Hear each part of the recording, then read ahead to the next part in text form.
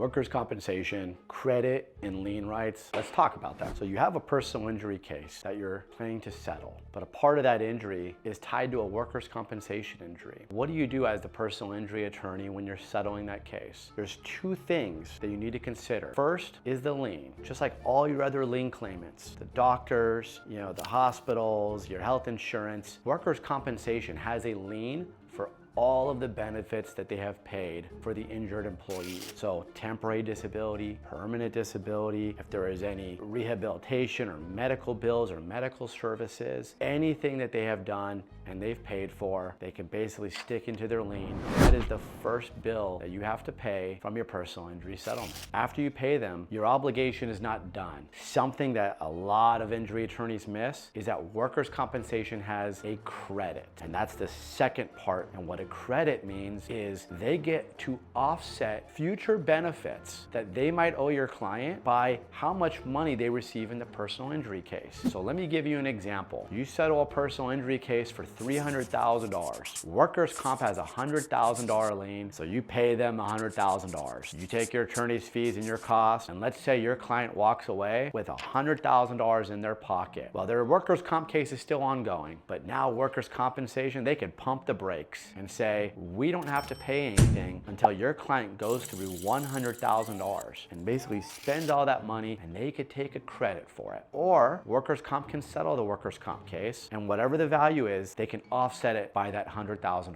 That's what the credit is. You need to watch out for both of these. If workers' comp is involved, you got to worry about the lien and the credit, because you could be destroying your client's right to have future care and future indemnity and whatever the benefits that they are entitled to under the workers' comp system.